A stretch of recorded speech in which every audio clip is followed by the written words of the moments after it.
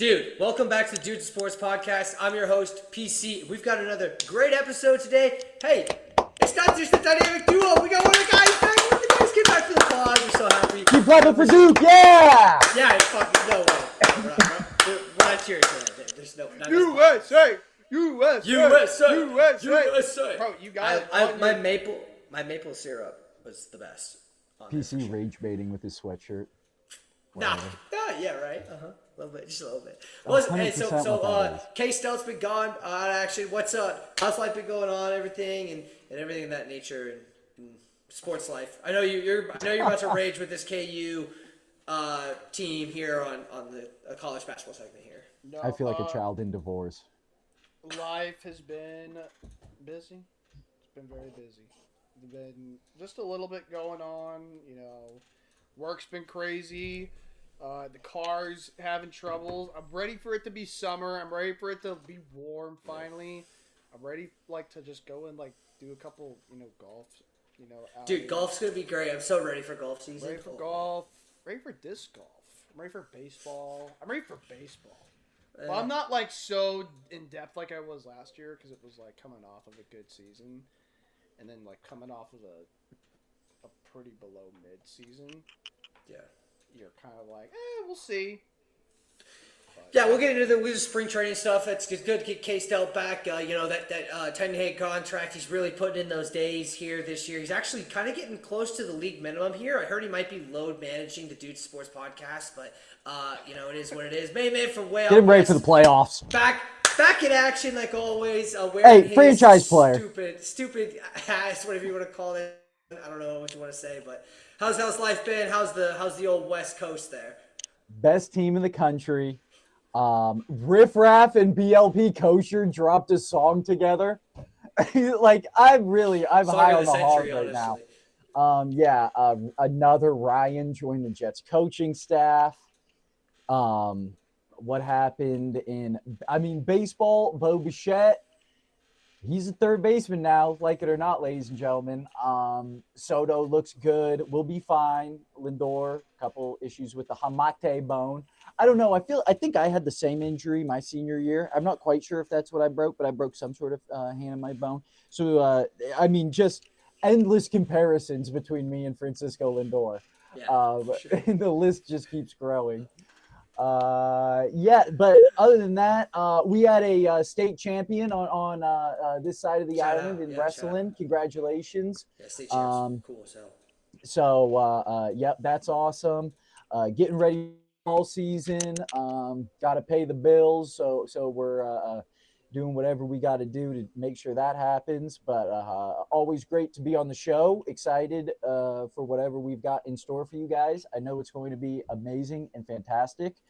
And excited to have three of us on. The show's only getting better and better. We have to continue this, and we've got some stuff in the inner works here. We might be handing. It's in the stars. It's been written. We might have a new signee coming to the Dude Sports Podcast in here in a few weeks, or maybe. Kyle is sending me memes right now.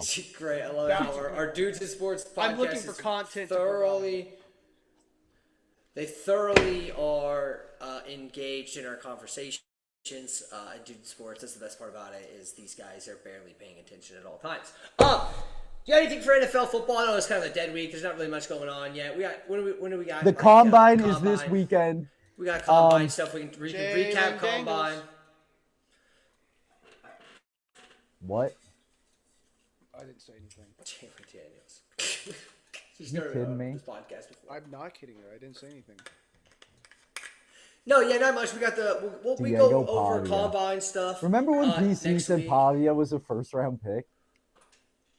That was so silly. I don't know if we have video footage of that. And we don't have anybody here currently to give that footage, so it doesn't even exist. I'll have to find that. Yeah, might as well, obviously. Find something to put in your bag against me. All right, let's talk about the thing that's actually going on, and it's getting to that time of the year where the winter is over and the flowers start blooming, the leaves start coming back on the trees, and we're going to get some high-quality March Madness basketball. But we've got the last few regular season games. Lots to talk about, lots of things to go over. Let's start off with what everybody wants to hear about, and that's not the Duke Blue Devils, because who cares about them, but we've been talking a lot on this podcast, but this big word, it's a major, major word on the Juice Sports podcast, and that is if. Right? If Darren Justin Peterson Herbert? plays game, Justin Herbert? is Darren Peterson actually here? Is Kansas a national championship contending team if Darren Peterson plays at his top level? KU gets stunned at home by 16 against a not very good Cincinnati team, 14-12. They are mashed the potatoes right best now. bad team I've ever seen. Oh my fucking god! Dude, they shot 11%. Just more wonderful insight. That's what we were missing. Was that right there? I know. Dude, they did play very good defense. It is what it is. We've got two different sides of this. Case Dunn might be going back to back on this. Remember his whole blow up, like 2 months ago, or when they were terrible, and K-Stel was calling for Bill Self's head, and it kind of got better. Now we're kind of going through this again. K-Stel, you're going to go on camera now, and you're going to say that Bill Self still needs to step away from the game. And should it or should he not step away from the game after a horrible loss if things continue to go downhill? I have stated multiple times. I have irrationally said that Bill Self needs to step away from the game because he is not doing a good job. I said he needed to step away from the game because I think the way the game is being played is going a bit too fast for what he can. I don't think coaches. And I hate to say this, but Schreier's the only one who can actually have it under control. The young guys, but the reason why he can have it under control, and like the Michigan coach and the other coaches who are doing pretty well, is because they have 9 players that they play in the game. Bill Self has about 7 that he plays like realistically, and teams just don't. You don't win games with 7 players anymore. You have to have 9 guys who can go on the court and score 10 if they have to. That's just the truth. And I think Bill Self just really can't handle that. And I'm not saying Bill Self needs to retire like after this season, but I think he has to look at what the game is becoming and either let the young coaches do more of the heavy lifting, or he can do what like a lot of coaches did way back in the day, and that was retire from the head coaching position and then stay on the bench as a advisor, as like a head, like assistant coach. They still do that today, like in smaller colleges. I don't think that's ever going to happen though, because he wants to have control. As for the game though, it's pretty simple. The team's Bryson Tiller was awful defensively, and when Melvin Council Jr. is bad defensively as well, and he does not get taken out of the game because. And I don't think he should have been taken out of the game because I think he's proven himself to be a facilitator. But when he plays bad, and you don't have, I think he's y'all's best player. He definitely is a big impact player. But when he doesn't, goes like 3 for 13 behind, and doesn't make a 3. Well, Trey White didn't play well either. I mean, that's the whole thing. I think the ship goes with him more so than any other player on that Trey team. White's defense is really bad, and it's been getting bad for a long time. Like, it used to be really good, and it's been slowly declining ever since. I think Jaden Dawson needs to play more, a lot more, because he can spot up and shoot better than El Marco can. But El Marco's a bit faster. But no, other than the game. Could this be the situation where it was like at the beginning of this year, and Darren Peterson was out of the lineup, and they're starting to figure out how to get to play with him? You had that skirt, we were all blowing up, and then they go on this run. Could they flip this switch? They have Houston coming into Allen Fieldhouse on Monday. I mean, could they? I personally think that there's still a chance they could flip this switch and save the season. Am I saying they're national championship contenders? Big word, if, right? If Darren Peterson and them figure it out. But they haven't figured it out all season, so what type of hope am I even holding on to? But there is that spark that you've seen when they did go and they beat all these great teams. They beat Iowa State by 20. They beat Texas Tech with J.C. Toppin. They beat BYU. I mean, they beat all these teams, and yeah, Darren Peterson they did out beat of the Arizona lineup. without. I know, and that's, you could say whatever that too, but doesn't that makes it the caliber of the team that they have? If Darren Peterson, who we could get into in just a second on how he's playing, by using fucking opposing counsel's same words, Doesn't that prove that DP doesn't mean shit to the team? I don't think DP doesn't mean shit to the team. I just think that they're figuring it out again because Darren Peterson has this whole thing around him, and I think it's starting to get to the team from the stuff that's saying in the media. It's pretty simple. DP is their only... So Bill Self runs a fractured locker room. You heard it here first from PC on the Dudes in Sports podcast. Not a fractured locker room, a listening to all the noise right now locker room. That sounds fractured. There is not fractured. Fractured means it's not. No. There is they're not divided. They're not divided 100%. I don't think they're divided. I just think they're listening to shit. There is not a guy that KU has other than Dawson who doesn't play at all, who is almost guaranteed to make a contested three. That's about. You're right. The 3-point shooting has been an issue with all this stuff. When Darren Peterson doesn't make threes, like we saw it at the Oklahoma State game. Like, he hit 3 threes out of 4 in the first like. He 10 takes minutes. himself out of the game, but he made 3 threes, and all of a sudden, when that happens, you just smother him. When he doesn't make threes and he's taking the shots, and it's like, uh-oh, what's happening? Now, Darren Peterson's not the reason KU has lost any game this season, in my opinion.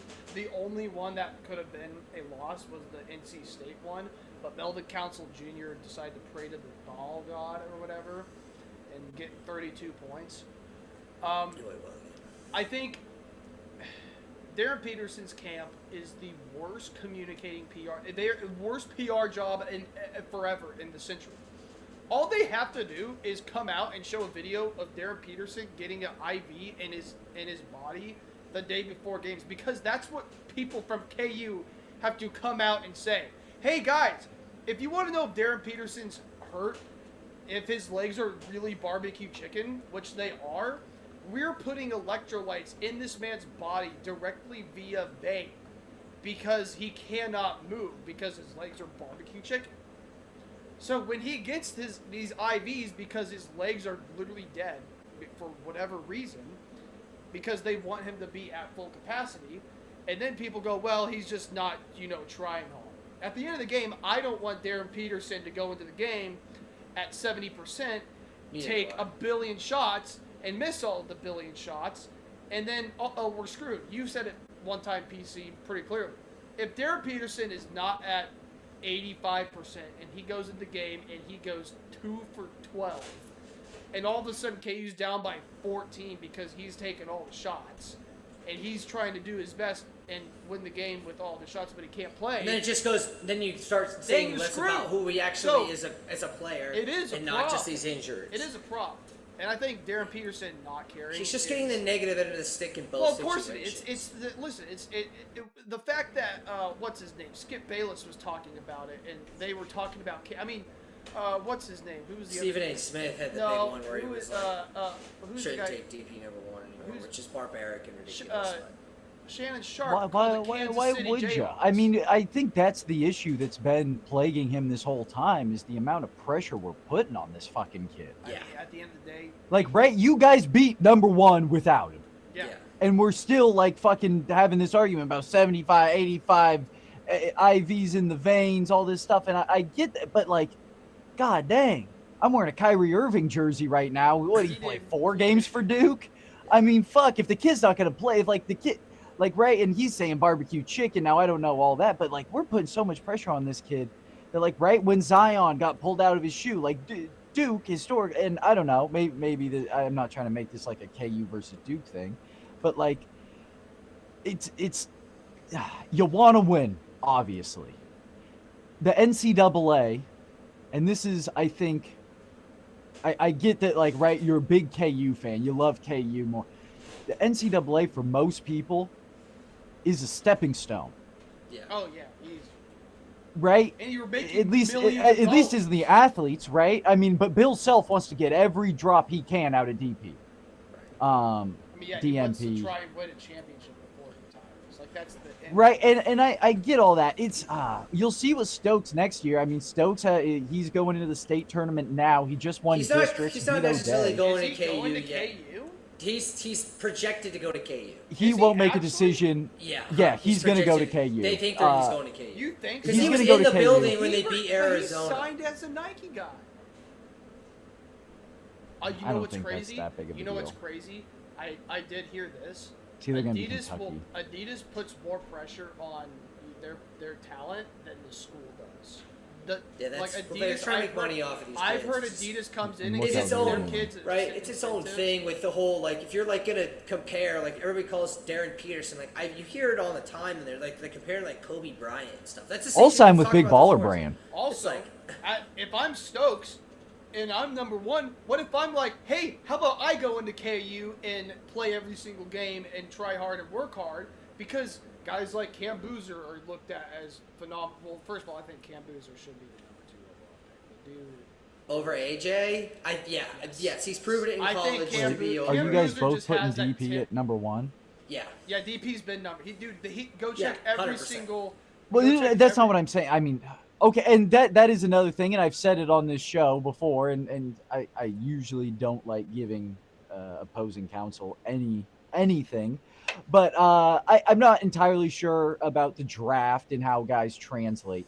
As far as college basketball is concerned, though, I don't think there's a better player in the country than Cameron Boozer. Like, if we're playing a college basketball game, there's not. It's Cam Boozer. Yeah. Now, when it comes to the NBA and whatever, he kind of seems like a young. Paulo Blanchero to me, like a point forward, the Zion Williamson. Duke makes a lot of these guys. He'll play like really good playmaker like that. But you've got to be a Kevin Durant, LeBron to be a championship level player at that position. When you make these guys like Anthony Davis's or Paul Pierce's kind of more off-ball guys, then those are more like number 2 pieces. Duke makes a lot of really good number 1 pieces, but they're not good enough to be number 1 on championship level teams, and they're too ball hoggy to be number 2 on championship level teams. So we'll see. But Cam Boozer, I mean, fuck, man, I'd take him over anybody. He was incredible. We'll talk about that game. We'll get there, but yeah, big things on KU. We'll see. Houston comes into Allen Fieldhouse on Big Monday. A huge screenshot. There. Okay, can we talk about this? That's what you guys were doing. Illegal to ask questions. That's so silly. What? That's what you said. Illegal to ask questions because they're like after this KU blowout loss to Cincinnati. Not blowout. We didn't even really talk about what happened in the game.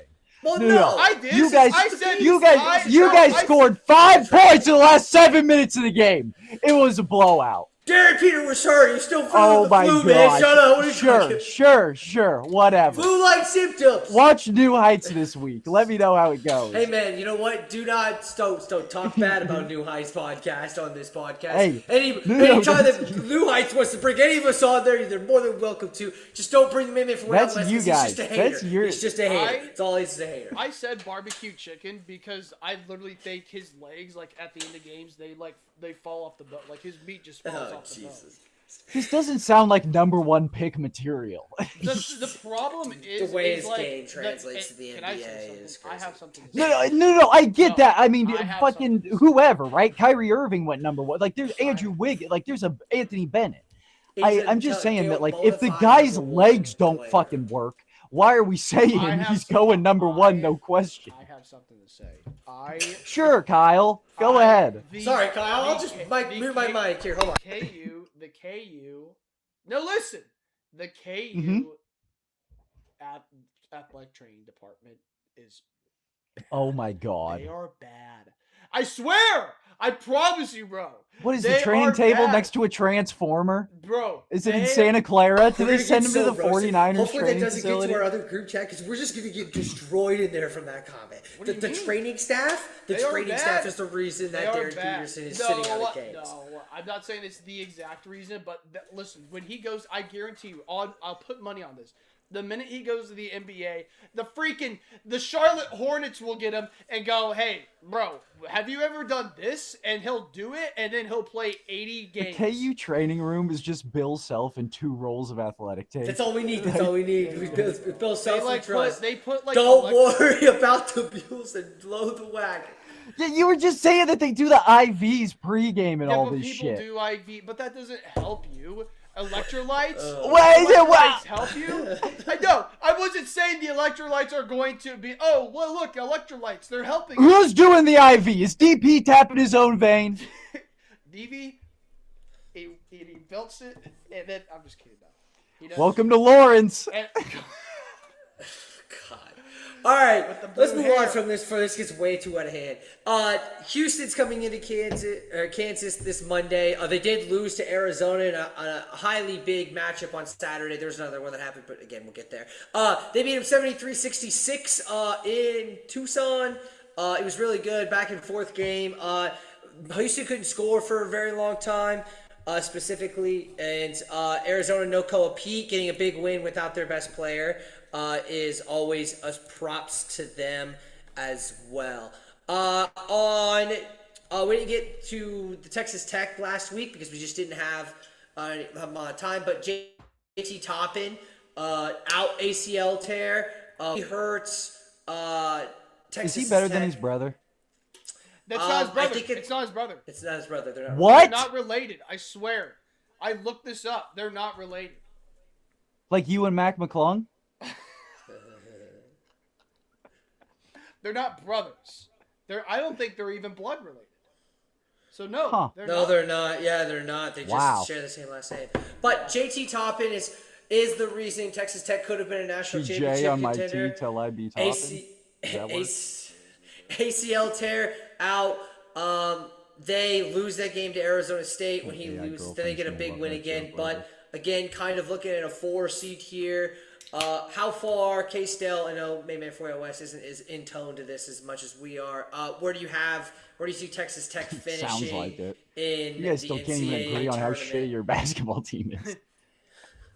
Where are they finishing in the Big 12? Trying to make a podcast here, man. Big We can't just 12? have all the same opinions here. Wait. Big We can't 12? always just agree with everything you have to say. Big 12 or the tournament? The tournament. In the 64 team, how far do you think that they will go Dude, these are without JT Toppin? This is so hard to like. This is I know, yes. It's like asking, like, Okay, oh, if you got... I know. Just If they were put in give me a conversation here. they're good at shooting threes. Their defense is not as good as they used to be. So I think if they go up against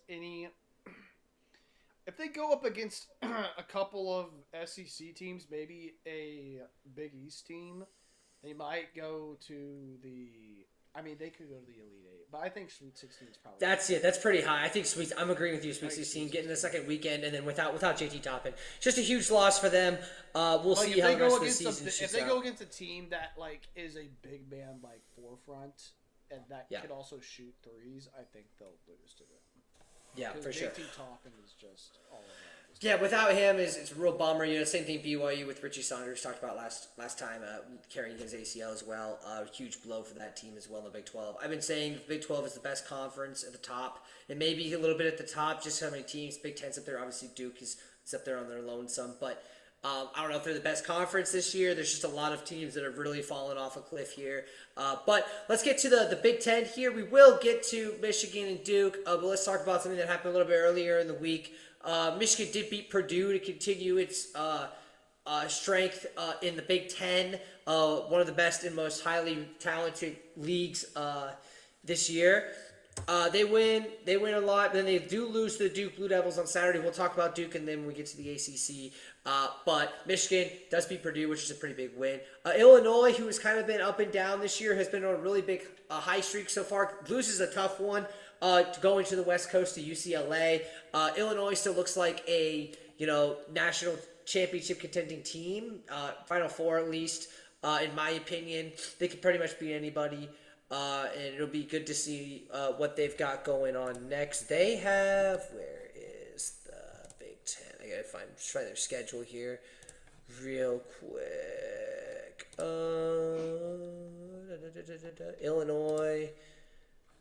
Illinois has Michigan, but at home. That'll be a really good game, than Oregon and Maryland. So either losing one to Michigan or going 3-0 going into that Big Ten tournament. Watch out for the Fighting Illini as they're going to continue. Let's talk quickly Nebraska and Iowa. Iowa did get a big win over Nebraska, only winning 57-52. A real ugly shooting from both sides. Iowa did end up losing to Wisconsin tonight, 84-71. Iowa on that cusp of being a tournament team. Hopefully we get the boys and Howard, all those guys into the tournament, maybe surprise somebody with a win. But Ben and Sturridge is definitely something you want to watch. It's going to be a top 15 NBA mock, NBA draft pick, lotto pick potentially. So they're really fun to watch. But they did have a tough loss against Wisconsin today. All right, we go to SEC real quick. By the way, I'm one of the guys that thinks the SEC is not really that good. I think they're all right, but not like as like top of They're everything really else. good offensively. They are awful defensively. You can't play defense. You're not going to do it. They're so. Well, if the entire conference is just bad defensively, They're all bad, and they're just beating up on each other, so everybody's just Yeah. moving them up. The Alabama Florida's and not that good. Bro, yeah, what are we doing with Florida as a 3 Yeah, Florida's like, or a 2 that's, no, I totally agree. I think the SEC is not very good, and they just keep Also, beating each other Purdue up. is- Arkansas is really good. Purdue can catch fire a little bit. I mean, they've shown it some. I don't know. I don't think they're a national championship contender either, but I think that they could really cause waves and sneak and beat somebody and make it to a Final right Four. now Lenardi has You- 11 SEC schools. Lenardi That's is also crazy. stupid. Leonardo, That's no, crazy. No, 11? Leonardo. Tied with the Big Ten for the most. ACC. Big Ten with deserve 8, 11. That makes Big sense. 12 but like, and 7. Wait, what does he have for Big 12 schools? 7. That makes sense. 7. Okay, so that's what. West Coast and Big Arizona- East with 3. Arizona, Houston, Iowa State, Texas KU, Tech, KU, Okay. Losers, BYU. losers, BYU. losers. And then either the combo of either potentially West Virginia or UCF. One of those two will get it. Or TCU. Cincinnati has just. No, they're not. They're 15 and 12. No, they're not making the Bro, tournament they unless just they win the beat. Big They 12 just beat a championship. top 10. They just beat a top 10 team. They just beat. Pers- Whoa! Wait! Stop! What are you doing? They just beat a top 10 team in the hardest place to beat them. What do you mean? Kyle, with we your need logic, them to be. with- We need them to be a top. We need them to be in the tournament. They're not. But they They're are. not. But they're good. But Kyle, they showed your they're logic good. right now, Pacific What? beat Gonzaga. That means Pacific deserves No, to be in because Gonzaga- they beat a top 10 But team. that's different. No, it's not. Yes, it it's is. the same shit. It's literally the same thing. No, because we've been saying Yes, it this. No, we've is. said this about Power 4 schools. If you're a Power 4 school and you do all this stuff, I mean, what are we talking about? There were teams last year that were barely above Cincinnati is 500. 15 and 12. They are 15 and 12. Okay, who they do are, they play? They are. If they lose what, 0 more games? They have what, Yeah, because that 4? means they win the Big 12 championship if they're in the national No, the tournament. No, of the regular season. If they win out the regular season, they're going to be a tournament team. Dude, They'll they are they'll ranked. take TCU's spot. Right now, it's UCF in. They're 7 and 7. I guess if they win out, maybe potentially be a bubble team, but They'll if they be a have play-in losses. team. Oh, they'll definitely be a play-in team. They have some. They also Xavier and Eastern Michigan. I mean, what are we talking? They beat KU by 16 points. Like, it's either KU Whatever, sucks who or cares? KU's good. What are we going to pick? The SEC getting 11 is nuts. Vandy loses twice, one of their top teams. They lost to Mizzou, who is like in or out. We don't know. We've got Mizzou friends here that sometimes pop into the pod. Mizzou, a maybe team, but like it's not really worth even talking about the Missouri Tigers. They lose to Tennessee. Vandy loses to Tennessee as well. Vandy was really doing well in the SEC. They're now 4th, fallen rapidly. They need to figure it out before this SEC tournament. They will make the tournament, but they may not be that top seed they really wanted to be as we looked to the new year to start. Bama beat Arkansas in double overtime, 117 to 115. If you really want to watch a shoot fest, that is definitely what I would watch. Arkansas is still a national championship contender. Darius Akoff is phenomenal to watch. Alabama can shoot the lights out with anybody, and if you shoot that well, it's going to be really tough to beat you. But again, I'm standing on this podcast and saying I don't think the SEC is that good. I don't see them having anybody really go that far in the tournament. All right, we can get to it because I know the main man from way out west has been dying talking about his team from the way out east. Duke beats Michigan to huge clash. Great game Saturday. Before we talk about this game, can we talk about the concept of the game and how this should be something that all teams do? Like, why isn't KU playing fucking Indiana or something right now? Like, some matchup that shouldn't really happen until the tournament. But, like, let's set it up just for old time's sake. Like, it's a good It'd be just kind of fun. matchup to have. I Like, why think- not, right? This is a good game to because, have. Because this year you're like, well, and I see what you're saying. It's a nice win, but if you lose, then it maybe docks you a little bit. No, But I guess no, it's because like, Michigan probably learned more about. Are you telling? As a Duke fan, I'm not like, oh, if we see Michigan in the national championship, that's an automatic W. no, I know that, but They learned way more. Like, I don't see any downside to it. I think it's kind of silly that by the time we get into conference play, and this is kind of what college sports is, I get it.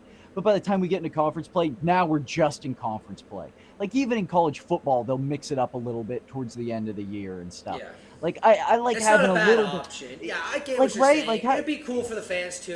I'm not saying it's not a bad idea. It's a very cool venue. They played extremely well, Especially being neutral, against- too. Yeah, it's just a great overall win for the Blue Devils. I'll let you kind of take over and kind of talk about your Blue Devils, and then we'll ask the big question that I'm sure we're all wanting to hear from you. But how did you think of the Well, game? how about you break down the game? You're the expert. Well, okay. So Duke wins. I get my stats up here real quick. I'm not even prepared. It's horrible. I'll wait for this. Yeah, I know. I'd wait all night. Unbelievable. All right. Duke Kyle, pay won attention. 68 to Class is in 63. Cameron Bruiser had 18.6 for 10 from the field. Dave went 50% for 3, but only took 2 shots. But still, 10 rebounds, 7 assists, 2 blocks. Just another great, phenomenal performance on my pick for the National Player of the Year in Cameron Boozer. The whole rest of the team showed up as well. For the most part, Isaiah Evans, even though he didn't shoot very well, did have 14 points. Dame Sarr didn't play as well. We're kind of hoping that maybe he'll take a step. You think he probably comes back maybe another year and That'd be awesome. He that, hit a 3-pointer at the beginning of the game. That was one of the best shots I've seen him hit in his Duke career. He's Very finding proud his of what stride. he is. And that's this team, man. I mean, we go probably 9 deep. Who's a white boy? He's got the crazy name. Number 14. Nicholas, what's his? I don't even know how to say his last name. Kamina. Kamina. Kamina.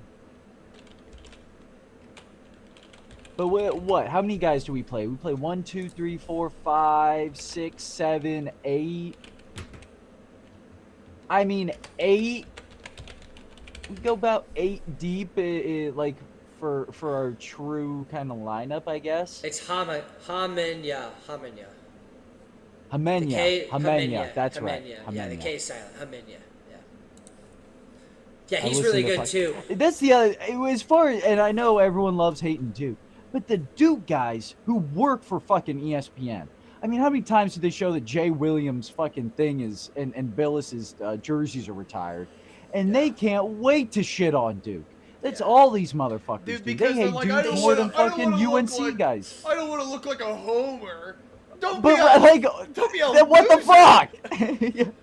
Like, imagine Paul Oh my Pierce God. was like talking to the games. He was like, "Guys, KU is just such a freaking loser school, dude." That's all the Duke guys do, and I get it. They went to Duke, so they're smart or whatever, but not like Are these you sure KU that's how analysts I don't know how that's. who just 100%. once they Well, I see didn't that even- red touch I didn't blue, even- they lose. I didn't even go to KU, so like, what are we talking about here? Michigan still played really, really well. Lindenberg, had 21 points, 7 for 15. He did only go 3 for 9 from 3, which is kind of irregular for him. They just didn't have a great shooting Lockdown. night itself. All these Duke players are good at defense too. The way that we're able to switch, oh my goodness. They shot 40% from the field, only 24% from 3, making 6 threes. Duke only shot 32, but shot less. They went 6 for 19 as well. It was a great game. The rebounds, 28 to 41. Duke had the boards pretty locked down. They had lots of offensive rebounds that really helped as well. It was just a really great, fun basketball game. I got to catch this in and out. I had some stuff going on Saturday that I had to attend to, so I got to watch it a little bit. But before I give my own rankings, I want to hear it from the non-biased opinion of Main Man from Way Out West, because he is always right and always will be right. Well, after what all Duke the other teams did in number the top one, 5, okay, that's the question. Is Duke the number 1 team in the nation? Yes, but not only because of this win, also because of what the other teams in the top 5 did, right? I mean, who are you going to put? Who's going to leapfrog Duke? Because that's what you're asking. Someone who lost this week is going to leapfrog Duke. Because there's no way, unless you keep Michigan there and you put Duke at 2. And I mean, I don't know if that.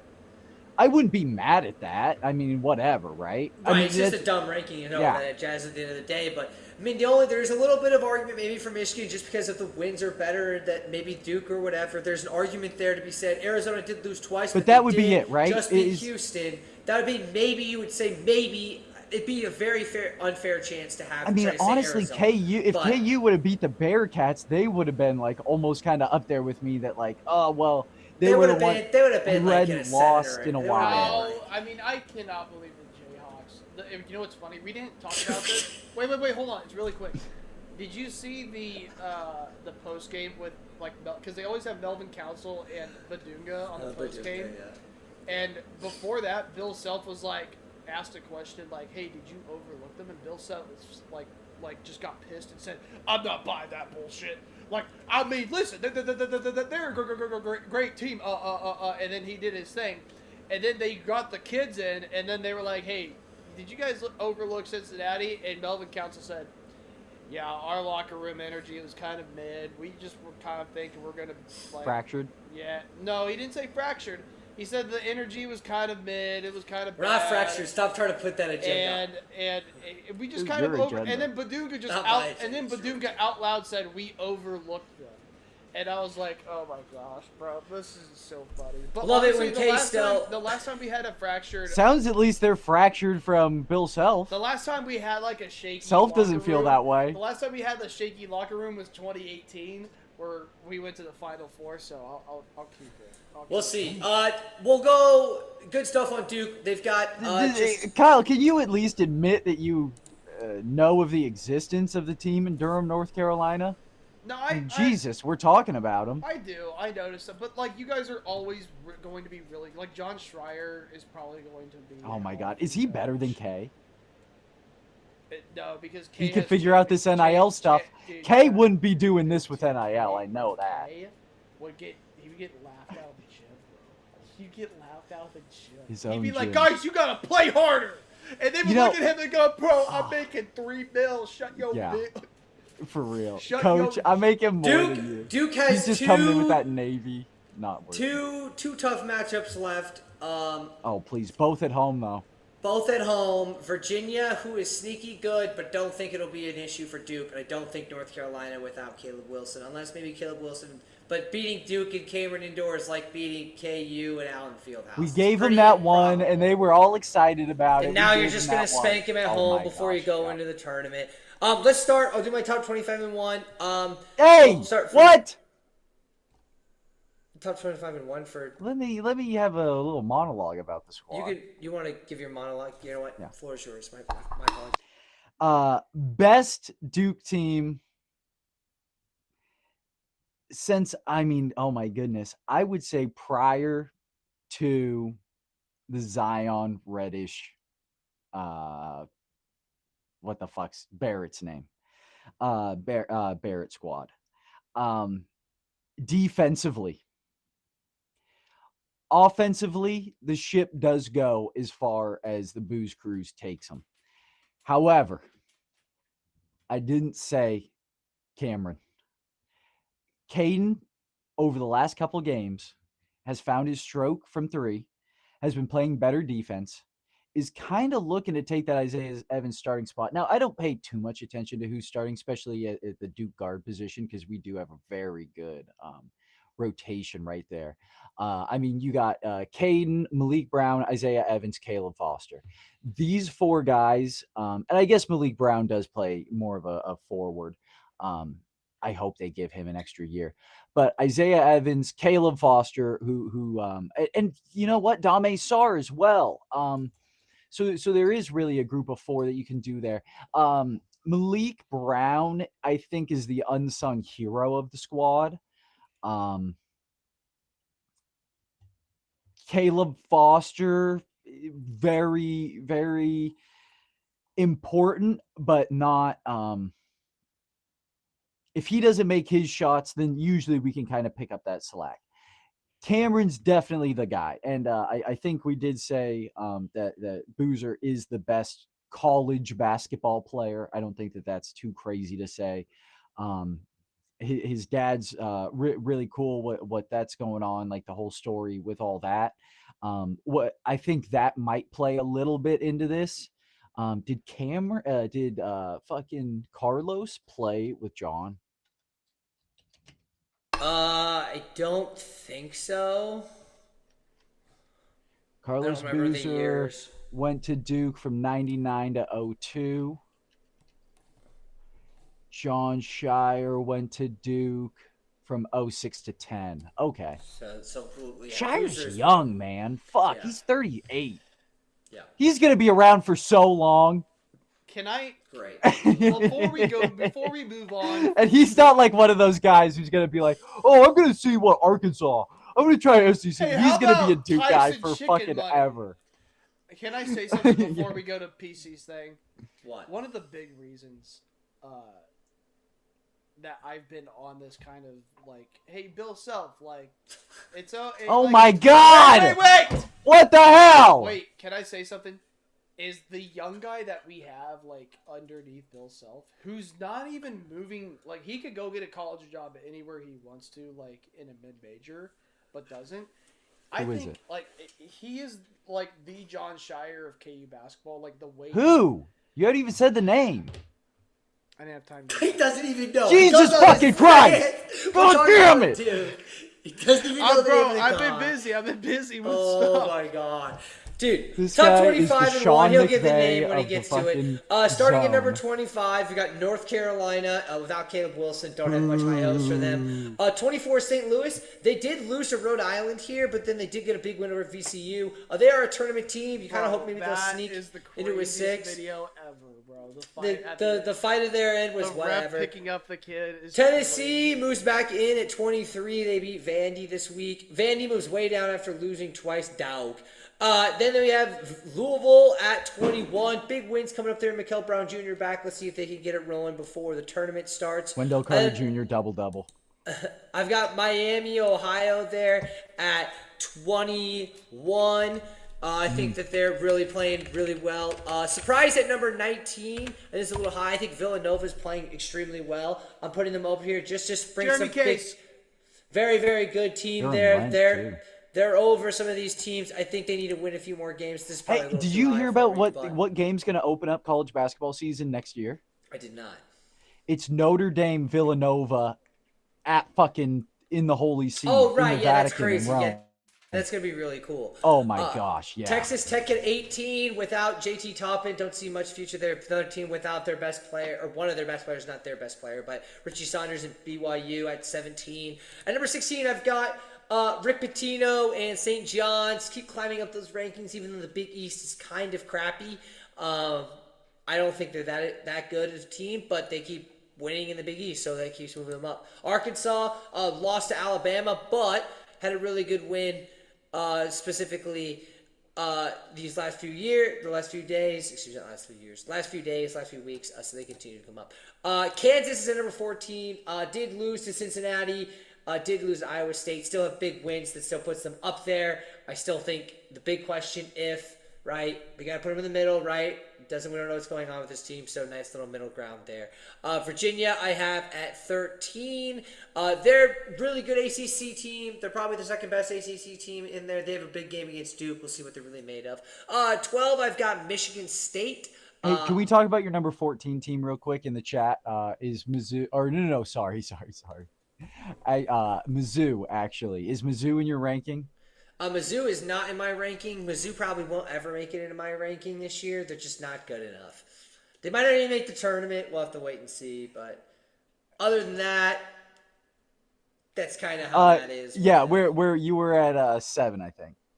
Yeah, we're back up here. We got we're 12 at Michigan State. They could the NCAA championship. They've just had some really bad flukes. I don't know, whatever your opinion on Jeremiah Fears is. It is what it is, but he's a good basketball player, and that team can really. That is more than you ever have given Grayson Allen ever. Oh my goodness! I cannot believe that you just said that. No, No. You just said that he was a good basketball player. He's a great basketball player, but his attitude on the field sucks. Who, Grayson or Fear? Both. Bro, who is Peyton Okay, so Boss? Grayson is a good basketball Who player. is Peyton Boss? No, he sucks. I don't know. I've been trying to figure that out. No, wait, who is Peyton Boss? Is it? Is it kick returner? P What? stand out. Hate you twice. Hate you. How dare It you? is. No. Oh, It was is. It's kick returner. Oh, my Oh, gosh, man. bro. Why is he It's talking about Stanford. Mizzou for? Because it's Stanfield. Oh, get a load of this L research by Case still. I'm sorry, Case. I'm sorry. I didn't Yeah. have Jeremy Case. I did not know. I like Stanfield. Wait, Stanfield's bro, a good guy. You know what's crazy? That's gang. Wait, That's no. on gang. Hey, Stanfield, are you watching? I think he said he was leaving. Right? No. I was. Give me the I rock. I need to see him reply real quick. Said it's Stanfield. I saw him. I saw him reply. I need to see him reply again. Oh Jesus. If he This does is it, then more bad research by K-Stel. more bad research. Just get. Yeah, I get knew it was your Stanfield. analytics. Shout out Stanfield here. Okay. No, Mizzou is going to maybe make the tournament realistically, but probably not. They need to beat Arkansas. So, it is what it is. Florida is at 11. Pretty crazy stuff there, Florida. Florida's at 11. The SEC sucks. That's why I'm so far down there. It is what it is. Purdue, we kind of talk about Purdue really isn't that great of a basketball team. We think that they're okay, but they're still going to be top 10 worth at number 10. Illinois, who could win a national championship, is at number 9. UConn, I'm down on UConn. They lost. It is what it is there. And then Gonzaga at number 7. And then Nebraska, after the loss to Iowa, still a really good basketball team at number 6. Number 5, I have Houston, even though losing to Arizona, still a national championship contending team. Really, really good, just lost there specifically. Iowa State at number 4. They did beat Houston this week, so I have to put them up. Arizona at number 3 with their win over Houston in Tucson. At number 2, I do have Michigan, and at number 1, I do have the Duke Blue Devils coming in as the best team in the nation. I mean, they might you beat can't- Michigan there or whatever, but I don't. how- Head to head, they won. They won. Their records are kind of the same. Their wins are really good. Their losses aren't. Both of them aren't like terrible losses. I think they were so both you go to buzzer beaters. Yeah, it's so comparison wise. You have to go head to head. You put Duke above. And the I Michigan think game was close. It was close. You happy? I am happy. At least they won a close game. That Dude, shows that you're going to do really good in March, and they're just blowing everybody out. All right, you guys want to talk your spring training, some MLB stuff? We're going to talk about some ABS. I need somebody to explain this thing to me, because this has been going on in our group chat, and I don't understand. Okay. I am a non-baseball Yes. Let me break person. it down. Let me Even though break this shout down out- from a fundamental I standpoint. need you You, to you dumb it down to like Shout out non-baseball Coach standards. Kent Murphy. Shout out Coach Kent Murphy. Let's break this down from a fundamental standpoint. All right, kids and coaches. Okay, I've done the research. Hawkeye is the system that ABS is used, and ABS stands for Advanced Ball Strike System or Auto Ball Strike System. I thought it was automatic ball strike. System. ABS MLB meaning. But basically what people have been saying, and this has been my issue, right? And if we're going to talk about rules and we're going to be the highest standard of sports podcast, then we have to know the fucking rules. Do not look up abs on X, by the way. Yes, Automated ball strike. That's what it stands for. Automated ball strike is a technology driven, and this is the AI thing given by, so let's just use this as the definition, right? It's from MLB.com by AI. The automated ball strike system, ABS, is an MLB, a technology-driven robot umpire framework designed to determine if pitches are strikes or balls, with a former challenge system debuting in 2026.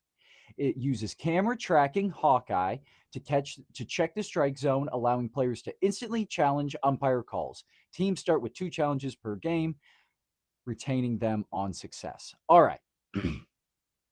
So Hawkeye, I believe, is 14 or 17 cameras placed strategically around the outer ring of the field, pointed at certain directions. Now, there's 7 cameras that are dedicated to the strike zone and pitches only. And they're above the batter's eye. There's one that's like kind of tilted towards home plate on the third and first base side, and then there's one dead center, and then I think there's even one like on like the right field foul pole or something, like pointing at the pitcher because most guys are righties. I don't know. I was looking at it and it wasn't like exactly what do you call that when something's not parallel? No, not parallel. No, like a mirror image. Like a mirror image. Like it's not exactly like fucking perfect like the way they set them up, but apparently Hawkeye knows more than I do, so they catch the field in the right way. So the rest of those are for players, and I think it's good information to have. Now what they do is they overlay the strike system, which tracks the balls, and they've got 7 cameras, like I said, pointed at this bitch, so they know where this pitch went, and they overlay that over a strike zone.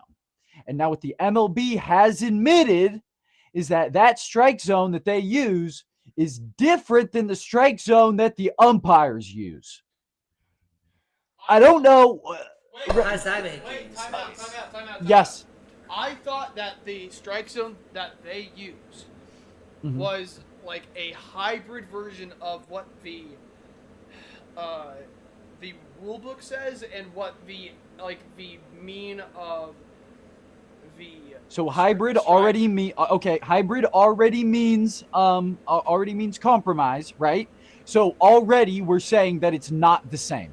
but Right? they- You're either like or not. But the reason they don't use the strike zone for the rule book is because the rule book No, strike no. zone is 3D. Remember? Did I you read- understand that. Yeah. So that's why they Yes. don't use the 3D version, because they were saying that there were some people's curveballs that were nicking the zone on the 3D zone, Which and it was is still a fucking strike. That is what I'm trying to get across here. Okay, so you're trying to say is the ABS system accurate? No, to no, what the no, rule no, book no, is no, saying? no, no. Wait for it.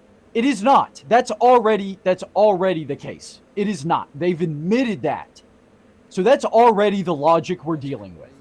I get what Right? No, right? I mean, what are we splitting hairs here? We're gonna tell them that no, you're allowed to make up 2 different rules on how the fucking strike zone is. So already, it is a different strike zone than the rule book implies, and I get it from a technological standpoint.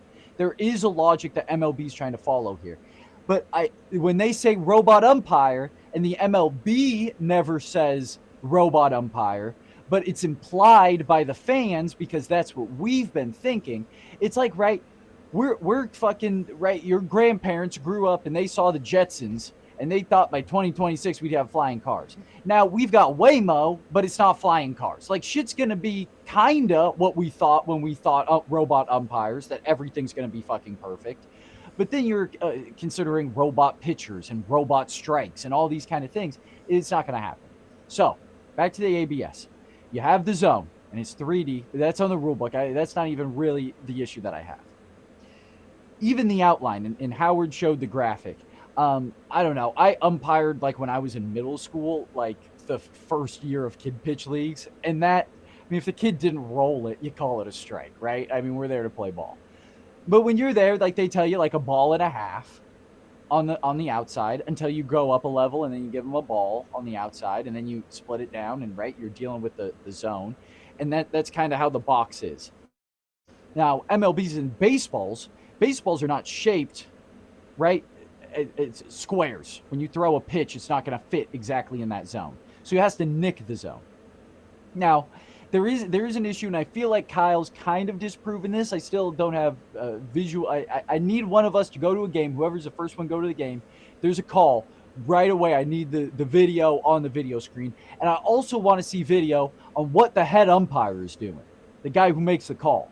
Is he have a headset on? Is he looking at that screen? Does he have another screen that he's looking at? There was a spring training video of Nolan McLean and Juan Soto, and I am willing to chop both of these things up. I still need to see the Met replay of the game. There is a way for me to watch the replay of the game today against the Yankees, but somehow Trent Grisham, Michael Kay announced it, that Trent Grisham got 4 strikes in at bat because of an ABS call that like, I guess Grisham, like they were like, yep, call is confirmed to strike, and Grisham was like, fuck you, and stayed in the box, and the umpire just didn't kick him out. So that was kind of weird. Okay, so That's how I saw it. I will show the video later. We will get into that. Regardless of all of that, that's not even really the point I'm making. I want to know, how is the information from the ABS system given to the umpire. Now, is he shown the video and it shows and it outlines pink like the video that we see on the broadcast? It's like an AT&T commercial. Yeah, it says so- ABS system. And does it say pink? And does it flash like a fucking bowling strike where it goes strike or it says ball? Or does he get to see it and he has to make the call? Or is it just in his headset? Or is someone interpreting this? Because once we get into interpretation, that's when something funky can happen. And that's the point I'm trying to make. I'm not saying that robot umps don't work or this or that. I'm just saying that there is some wiggle room in the way that I've read the rules. And right, that like maybe somebody, right, because right, I mean, even in football, it's way more nuanced. Can just like, who knows? Oh, that one's a ball, and he needs the guy to get whatever. Now, football's a lot more nuanced, but we've seen even in football, we started replaying pass interference. Everybody can see that Saints-Rams game and know that that's a pass interference. However, it was not called. You would think everybody could look at a fucking ball overlaid over the strike zone with 7 cameras pointed at it. Animation, right? It's the same. Hawkeye is also the same cameras that they use at the US Open and all that tennis shit, right? And like that tennis shit, I mean, if you've ever watched Sports Center for more than an hour, I mean, that they'll show that shit. It is fucking to the millimeter. It is to the, like, they know if that ball was in or out. So I'm not saying that the system isn't accurate. I'm just saying who's the motherfucker that's making the call. So because right, is that Pesci sitting in Vegas? Is he the one making the call? Yeah, he goes, yeah, I looked at the ABS. It's actually probably like Stephen A. Smith or somebody. Right, I saw it. Yeah, I looked at the ABS. I know what it meant. This looks right. No, you don't know how ABS works. I have to show you. Okay, so this one. Now, is this what's shown on the screen, and is this what the umpire's looking at? So let's see what the umpire does. Umpires, all right, challenge accepted. He's staring. Okay, so where is he staring? What does he look at? Well, he might like, just have is it in his earpiece? Probably an earpiece. Then. But who's that guy in the earpiece? It's close. But then it's pink. It's pink. I have T-Mobile and it's pink. What does that mean? Like, I assume that they all should, like, if they should all have pink. I don't know. But doesn't pink just seem like an AT&T ad made for the layman's? That's exactly the whole point, bro. It's just a big fat. Well, but that's what I'm saying is that. But like, why would that's for the fan? That's not what the umpire uses. It's like a first down marker in the right. On the yellow line is unofficial. Like, you might not believe this, K-Stout, but that yellow line that you're looking at isn't actually on the field when the umpires are doing the game. And right, and like, I even have questions to this day of like, well, the goal line itself has a width. So are we really playing on 99.9995 fields? Probably. I mean, so I who knows? But I'm great stuff on ABS there. You guys, now another thing about ABS, and this is gonna be more fun. That's the technical side, and I think that we're all on the same page. Okay, now, right? I think I got. Because now Kyle's into my conspiracy theory. Now you see how fucking anti he was in the group chat for the last 2 days. Ready? What do we got here? This is like a spring, like this is like a low-level game. That uses right, and ABS. like, is that the same? Like, look at what imagine Game 7 of the World Series and some ABS shit happens. Look at what the umpire does. He's not even looking at a screen. Strike. Okay, he challenged it. Time. Yeah, he's definitely got an earpiece. Yeah, he puts the earpiece in. So somebody is telling him. Maybe it's Altuve banging a garbage can. There it is. That's the solution to all our problems right there. I think the answer. You're still wearing a buzzer to this day. Swear. The solution of does the umpire interpret it is. No.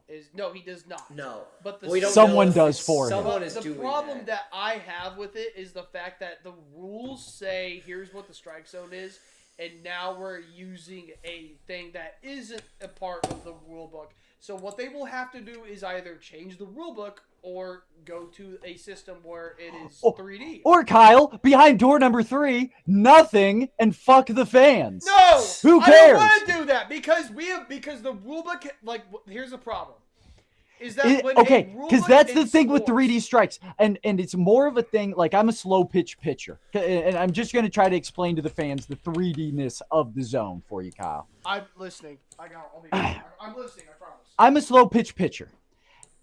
When I'm looking at the zone, and I'm not a good enough drawer to give this to you guys, I'm sorry. God, I should have a home plate that I can use as a prop. But when you're looking at the zone, it goes all the way up, right? You got to think of a cylinder that goes all the way up off a home plate, which is a 2D object in itself, and then you add the third dimension. And then you chop the bottom off of it, right? Because if I roll it over home plate, it's not, right? We're not playing kickball. And if I throw it over your head over it, then it's not good. And they chop that down. Now, the way that they chop it down in ABS and the way that they chop it down in the rule book is even different, but we'll get into that later, right? Because in the rule book, they're talking about human beings and how an umpire sees a person, and they go, right, from numbers or from letters to knees. From letters to knees, that's your zone, right? Because I'm an umpire and I'm looking and I can see your knees, I can see your letters. ABS takes accurate measurements of all the players. So certain players' heights have gone up and down. They did this in the NBA a few years ago. I don't know if you remember, PC, where they took accurate. So people shrunk, people grew. Now they had some sort of equation where it was like the bottom third and the top third are gone or whatever, right? They had some sort of equation that you take your total height and you remove that and you get rid of that. Now that's what they did. All right, there you go. That's not what they do for the umpires. So a lot of times batters, this is why I got my little Rainier bat right here. Batters, if I'm standing here, I can duck and look, my chest moves. What the heck? Now that's something that they were saying that like guys like Grisham or whatever, and maybe a guy, and I was trying to talk about this. So like a guy like Aaron Judge. So Aaron Judge is like in the top the 0.0001% of height in baseball players ever. So if I'm an umpire and I've been calling balls and strikes for 40 years plus, and I've seen this particular pitch, and everyone who I've umped, maybe I've had a couple tall guys, maybe I've had a couple short guys, but everyone I've umped is between the heights of fucking 5'8" and 6'2", and I've seen this pitch a billion times at this point in my career, and it's always been a strike. When Judge comes up to bat and it's right under his knees, I'm calling that bitch a strike. But you know what? It also helps out Judge sometimes. And you know what? Maybe not because they don't really throw to him there or whatever. But I don't know, right? Getting called a ball is always a good thing. It doesn't matter how fast you throw a ball for. But Judge might get a little bit more of the top zone because that same umpire has seen that pitch thrown a billion times. And he goes, that's never been a strike because that's way too high. But you've got this one player that you got to change your zone for. ABS doesn't care. It's not a person. It doesn't care how many pitches it's been trained to see. It uses the stats. It knows where the pitch went. That's where the pitch was. Bingo, bango. It's done. It's over. Yeah. That's kind of the ins and outs of the 3D strike zone. And so basically what ABS doing is, did it start a strike? Now, me as a slow pitch pitcher, I like catching the end of the zone. I don't want to give you a meatball in the beginning. I want a ball that catches the back end of the zone. Yeah. So I would hate ABS. Now, guys you don't nearly have as much tail on their pitch. Right? That barely hooks it on the outside and whatever. And you know what? They kind of account for that as well by the 3D-ness of the home plate's not a square. It is a house shape. So like it cuts out those corners that would be impossible to hit that corner, right? Because then I could just be a submarine or throw it totally around you. Did you hit see that corner? Today? They remove that corner. I gotta look that guy up, bro. Taylor Rogers, who just left the Mets. It was another guy. He was crazy stuff. So that's kind of the ins and outs. Kyle, I think you had something about the 3D zone. The other point I do want to bring out about ABS is the managerial decisions of who and who cannot call ABS. I guess pitchers can't. They can't, right? Because they're always they don't know the strike zone. Vinny Pasquantino said it the best. So for some reason, the Kansas City Royals got blessed with like one of the most like charismatic ball players like in baseball, who is best friends with Rich Eisen and is also a Jets fan. Why? Because Yes. he's a Jets fan, Italian, and a Catholic, and so we get blessed with Vinny Pasquantino, and Vinny Pasquantino is not afraid to say what he thinks about anything. He has talked about how first basemen are undervalued. He thinks that WAR is stupid but also good at the same time.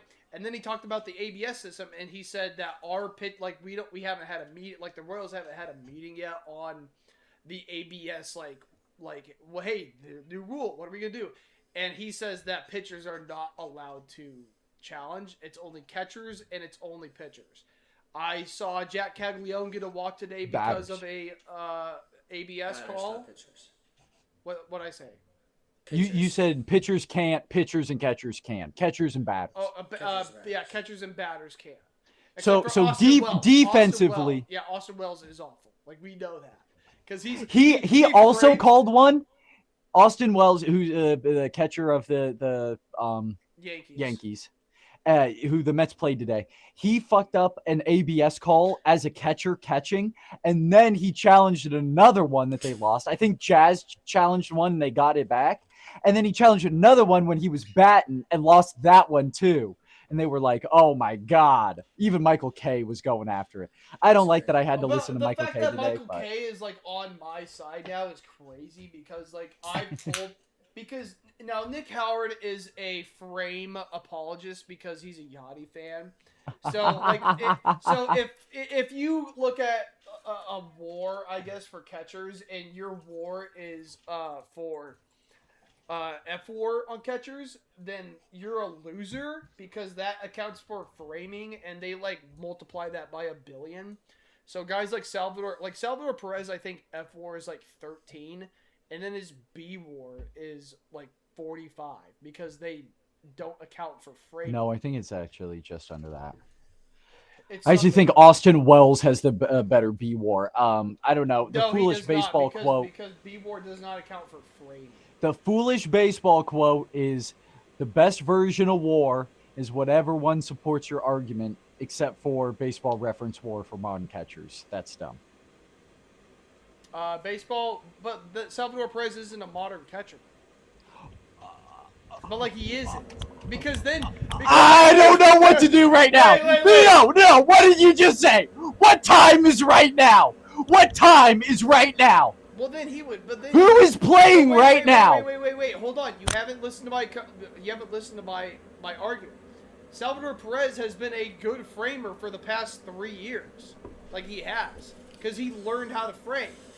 But before that, when framing wasn't like a thing, he just was awful at framing. But he could throw guys out on the base paths, and like every time there was a bunt or whatever, he would throw it really well to second base. So you said I'm saying that if his F4 has gone like up because of framing, then I think it's ridiculous. But like when I think of here's like Cal Raleigh's a great example. Wait, no, Cal Raleigh's a great example. Let's get rid of the WAR conversation. Okay, let's just get rid of the WAR conversation. Is Salvador Perez a modern catcher? Yeah, of course he's a modern catcher. He's playing in the modern era of baseball. But he did not start in hit. Most of his career is not. He's not that fucking old. He didn't start in the modern era? No, he did not. When did the modern era start? 1952. No. Cap. That's wrong.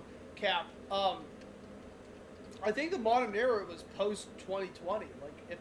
Look up like modern era baseball. I think it's like 20. It's like something ridiculous thing. What does it say? Modern era often refers to post 1900.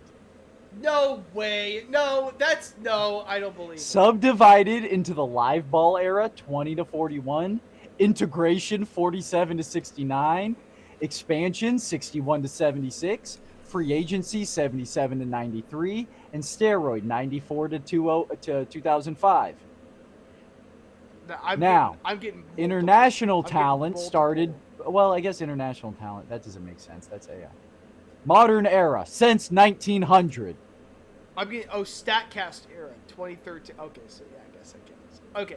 Modern Anyways, era. I said modern. I defend Salvador Perez delusionally. He will be 150 years old. He's not Yogi Berra. Where were we? We were talking about ABS. Who can and who cannot use the ABS Austin system? Wells can't. Soto can. I don't think Salvador Perez can. I don't think he can. Soto absolutely. Well, there's times where Soto. Well, yes, I think Soto should. I mean, Jack Caglione. I thought Jack Caglione was the worst. Can Soto call it from right field or left? Sorry, no, he's in left now. because the rule says that if you. It's only those three. It's you only can't those even look to three. the dugout. No, yeah, because then the umpire goes, "Oh yeah, screw you, kill yourself." Like so now, like because when I saw Jack Caglione challenge one, I was like, "Fuck, it's over." I was like, "It's a strike," and he thinks it's a ball, and then it was a ball, and I was like, "Oh, okay, I guess he did it," because I was listening, so all I heard was, "And it's a called strike 3, and Jack Caglione is going to challenge it," and I was like, "It's over." He's so bad he can't even walk correctly. He did it because the ball 3 was like an automated ball because the pitcher like couldn't even like get ready to pitch. So he didn't even get like 3 straight balls. Anyways, how's MJ Melendez doing for the Mets? MJ Melendez, the Mets had a lot of really good base hits today. I like seeing that. MJ Melendez was the only player, I believe, in our first game against the Marlins to have a strikeout that reminded me of Pete Alonso. So we got better in that department. Pete is a bad strikeout guy. Now, what I'm excited for this season, and I've said this to Kyle, Nick Howard, now that Pete Alonso's no longer on the Mets and we didn't pay him, is going to be the biggest Pete Alonso fan in the world. He hated Pete more than anybody. He was saying, Pete, Bob, why would you ever pay him? Now that he's been paid by somebody else, oh, what a play. Oh, my God. Heaven forbid the Orioles win a fucking World Series. Oh my goodness, with that white squad. Hey, did you see the meme of that the body cam footage of that the basement of the frat? And it said the Orioles picking their next prospect. Yeah. Just a bunch of whites. Whites with feather hair. Oh man. It's an epidemic. So Kyle, talk about the Chad rankings. the Jester Maxers. What was I gonna say? There's a good quote that I heard. It's like spring training stats don't matter unless your player's doing really well. Or it's like something like that. It's like when you're playing, like if you got like your boy striking out, like let's say doesn't matter. Bobby Witt Jr. goes 0 for 3, and it's like it's spring training, like he's getting his swings in. But Jack goes 2 for 4, and then you see Jack go like 4 for 4 with 2 home runs. Okay, like, that's not gonna happen. No, hold on. No, I'm trying to get the exaggeration. Be realistic. No, I want to be over exaggerated. Like if Jack goes 4 for 4 with 2 home runs, people are gonna go, "Yep, he's Jesus Christ. He's coming. He's gonna save the day." Like that's just how it goes. That's just spring training. Like when your pitcher does well, it's like, "Oh, this guy's our next starter." And then when someone comes in and throws like batting practice, like I saw like Statcast Kansas City Royals go, "Well, this pitcher apparently came and threw batting practice for the Brewers," and I was like, "Do you think that he's sitting there like worrying about like what's going to happen?" Oh, and here's the thing that Major League Baseball, I hate that they do this, is that they put the actual stats of the players for spring training on their like the box scores, but not the stats page. So if you like watch the 5th game of the season and Michael Massey is up at the plate and it's like, oh, his average is like 350 with like 3 home runs, and then you click his name and it just shows his career stats. You're like, why would you ever do that? Because there's going to be people who don't know baseball that are getting into baseball. They're going to go, I don't understand this. The problem that MLB has, that NBA has, is that they cannot find a way to introduce new fans to the sport. They can't. It's either you know the sport way too much and that you just already understand, you have to have people explain it to you, or you just give up and go, well, it's too confusing. I don't care. I just see you later. That's just what the MLB does. And they can't figure out a way to get out of that until someone comes up and says, listen, golden bat, Banana ball. one bat, free bat a game, here it goes. Bring something new in. They're going to get their whole league out there, too, I think. I hate the golden bat rule. I think it's stupid. Did you guys see that Adam Silver meme that I sent?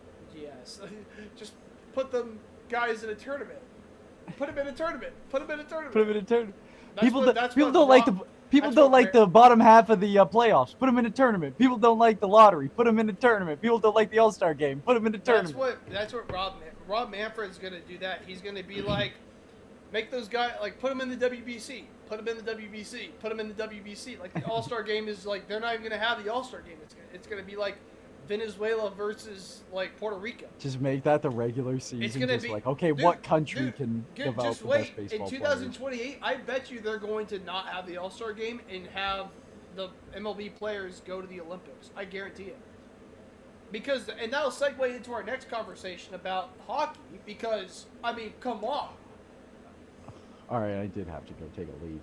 Okay, go take a leak. We'll talk USA. I used my maple syrup. Okay, if we're gonna talk about hockey, let's talk about. Someone share your screen. Go on the Dudes in Sports Google Drive and look at the video. Okay, I got it. Is this the Austin Wells thing? Nope. Okay. This is the hockey moment of the week. Hockey moment of the week. Here it goes, fellas. Here it goes, fellas. Oh wait. It's at the very top of Dude Pod. It's at the very bottom of Dude. Well, yes, I get what you're saying. The bottom. Oh, word. The top? It's the. Go by date modified. UFC. What the hell? I got it. Yeah, pull it up. Dude, I can't see it. Oh, yeah. Hold on. Yeah, let me put this on here. Share. Dudes in Sports exclusive. Where is this thing? We actually hired a producer. All right. Oh! Military Family Exchange Puck Drop. Tonight, we're joined by Specialist Wyatt Schmidt, physician in the United States Army. What a guy. Specialist Schmidt is a graduate of the University of Central Missouri and the University of Missouri, Kansas City, and enjoys hunting and fishing. Fans, hunting and fishing. Wyatt Schmidt. Throw that puck down. What a guy. What a guy. Shout out to our servicemen and women. They're protecting our freedom, so I don't have to. Shout out. And when that occurred, we knew as a fact that the United States was going to win the gold. Hey, thank goodness, right? We didn't have to worry about any of that crap. Yeah. Hey, beat them twice, too, is nuts. Oh my gosh. In overtime, hey, Israel. The gold medal. We're okay. Hey, no, wait, did you see the thing? Listen, we hurt the people up north, and then we took a drug kingpin out in the south, too. We're all over the place this time. I think that was the Mexican military police. No, it was us, I think. El Macho? Were you talking about the Venezuela guy or El Macho? Macho. The new guy, Macho. The guy who was like the sex trafficker. And he was the Mexican guy. I think that was Mexican military. Mexican military came in and they had intelligence from the United States military. So yeah, they said like people should like if you're like in Mexico, you should like. Not in Mexico. It's like a city in Mexico. Because they took out a guy who was like, in the streets. He was like the leader of like some hey, don't worry guys, they're all trying to come here. No, he was like the leader of some like sex trafficking thing, and I think they had a bounty on him for like $15,000, which is crazy. What? Yeah, it was so like he was like a main leader. I have a bounty on you higher than that. I know. And all I said was Duke is and that's my quote. Duke. No, you didn't even mention him once. You talked twice during the Duke segment, and you brought up KU both times. Both times. I mean, why wouldn't I? That's the whole point of me coming on here. Oh, I was Did just you ever gonna figure do out the name of that fucking guy who's supposedly Wait, hold your on. like Hold on. Can I next just say a genius? little bit of the Let him do hockey and fucking talk go about to the that KU bathroom. guy Go who's to the gonna save bathroom. it. Go to the bathroom. Jack Hughes, Big Yahoo's secret weapon. I mean, honestly, first of all, is it Hellebucky? I forgot how you said his last name. Yeah. I It's like, woke yeah, up, lucky I thing, watched the game, and then I fell asleep while watching the game, which is ridiculous. Un-American. I'm very, very tired, by the way. Like, very tired. But then all of a sudden I woke up during the overtime, like right at the last 5 minutes. And it's just like incredible. I just couldn't believe. Well, I mean, at the end of the day, I think this was the first time like hockey, like American hockey players were allowed to, like professional hockey players were allowed to play. No. In like the past like couple of years, yeah. I don't think so. I think they've played with professionals for a long time. Hold on, when I don't think they hit. No, there's NHL 1980 last time, which is 46 years old. Pros to play in Olympics. 98. Yeah, it's been a while. They just haven't been very good. The last time they won was 1980, and they ended up winning. That was a miracle. Winning, That was against the Soviets. yeah. 46 years to the date, they win the game on overtime by Jack Hughes. Great pictures, great, phenomenal. USA definitely had my syrup and on my pancakes this morning and eating those things up as we just dominate the country from up north. So shout out to them. Maybe if Way Out West is back, so we might as well move on to that UFC card of Sean Strickland and Fluffy Hernandez. Pretty decent card, not a terrible card, Yeah. but the main event, the main card was definitely better than the prelims were. Yeah, I would say so. Why is she thinking slow? Sean Strickland is really good, guys. We'll start all the way at the beginning. Next week's card's going to be really fun too. And Howard's not here. Ryan Garcia won a 12-round decision. He beat the piss out of that guy.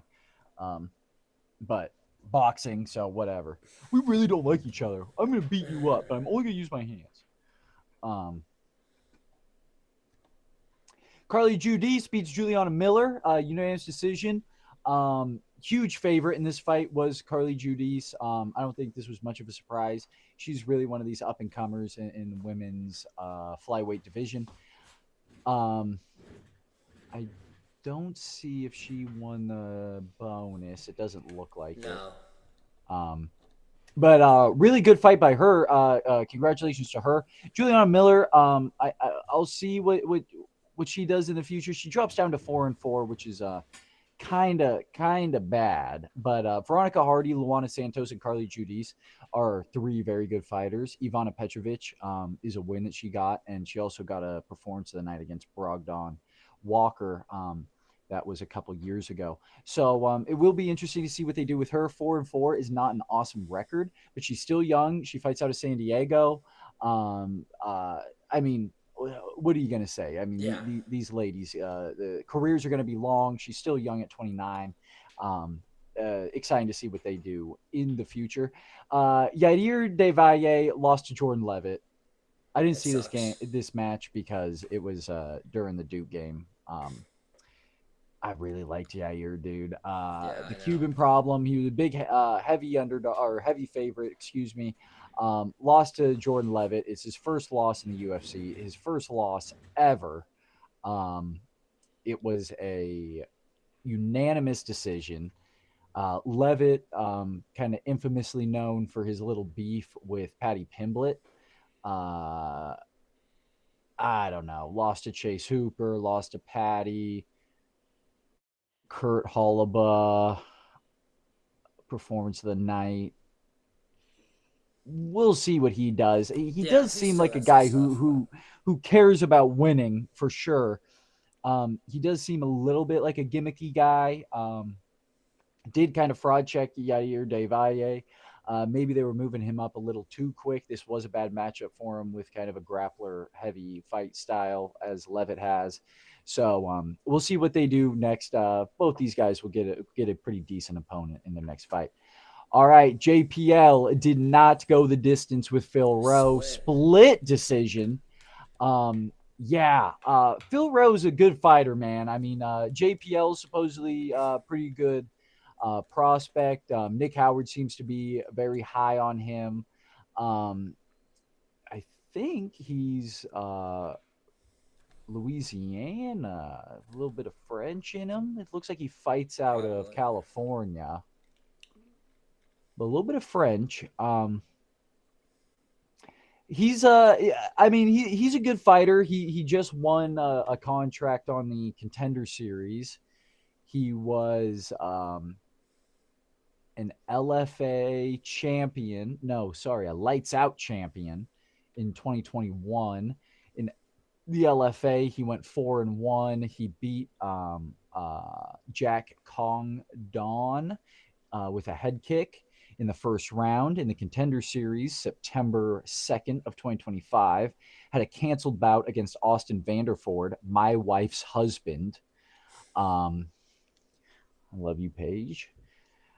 And now with this win over Phil Rowe, which is a pretty tough debut, I will say that. Yeah. Not getting the finish as Nick Howard predicted. But Phil Rowe's a good fighter to kind of have your debut. I don't think this knocks him down at all. Good win by him. And then Phil Rowe, he's not even really what PC. Gatekeeper, that would be. Yeah, I mean, he's like kind of right around there, but he's like not even quite that. I mean, he gets a lot of fights too. Kind of an apex guy. Punahali Soriano versus Ramiz Barjamiraj. God, you're sending me memes right now. This is my time to shine. They're a good one. Puna came in as the slight favorite, and he did win. Basically a pick'em, -130 to +110. 33 years, 2 months, 4 weeks, and 2 days to 33 years, 3 months, and 4 days. Both guys made the welterweight limit. Kind of some shorter welterweights, sub 6 foot here. Puna gets the W. Started his UFC career off a little funky. Well, I mean, he won the Contender Series in 2019. But he had this little grouping in the middle of his career. Brendan Allen, Roman Kopylov, Dustin Salufis. Couple of losses that aren't good. He's kind of come back, but they put him against these lower level fighters. Like we're talking about a couple. Let's see. I don't want odds. I want location. Come on.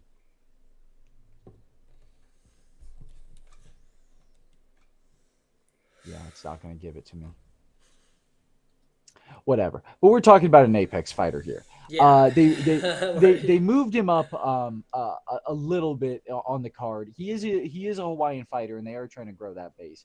Fights out of Extreme Couture. He is a fun fighter to watch. I don't think that this fight means a lot as far as the grand scheme of 170. I was just saying this in the pound for pound group chat with Blatty and Howard, kind of our MMA fans who are getting into the nitty gritty of it all.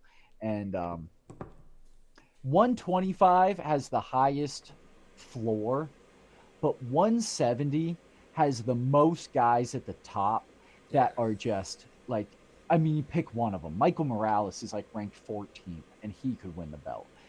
You got Sean Brady versus Joaquin Buckley, which was announced during this card. You got MVP and Kevin Holland, who kind of fight in that range. There's a lot of good fighters at 170, and then obviously you have these guys. Oh my goodness!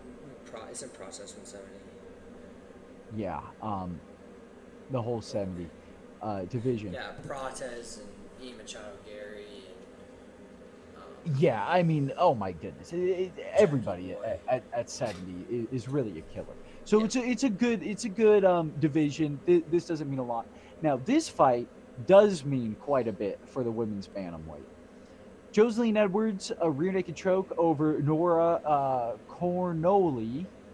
Um, another fight that I missed due to the Duke game.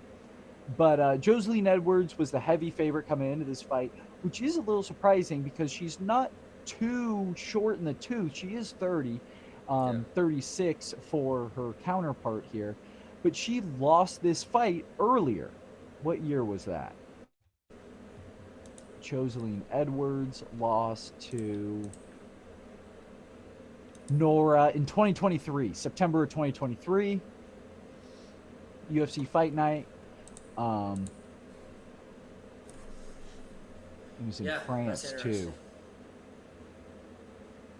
So wins the rematch. Congratulations to her. She has been close to this women's kind of bantamweight championship level as of late. She has had some issues with her weight getting down. Missed weight in 3 of her last 1, 2, 3, 4, 5, 6, 7, 8. 3 of her last 8 fights, which isn't good, including 2 losses where she did make weight.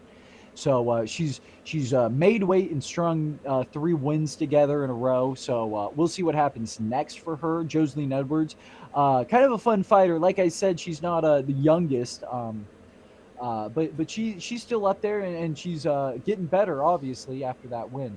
Moving on up the card, we got Aldine Coria versus Luis Gurriel. I liked Luis before this fight. I thought I could have got decent odds at plus 290. 32 to 27, 5'5" to 5'8". But as a 5'8" fighter or as a 5'5" fighter, everyone you fight is taller than you. Yeah. So you can't put too much stock in that. Dang. Cobra Alden gets the win. Moves on to 12-3. He is now undefeated in the UFC. He beat Alessandro Costa in his UFC debut in 2025. That was in September. Before that, he was a Fury fighter. He does have a few losses, a couple decisions, and a rear naked choke. But he is kind of a up and comer. We'll see. Like I said, the highest floor is 125. There's some really good fighters at 125. We'll see what he does. I mean, maybe a good matchup is to match him up with the guy who fought right after him. Alabi Idris beat Ode Osborne. Ode Osborne got his shit pushed in, if you ask me. Slight favorite. I think you could get this as a pick'em at most places. But Albi, who trains in, God, what country is this? Kazakhstan. Yeah. Oh, dude, by the way, who was it? That one Kag. Borat. I'm so sorry.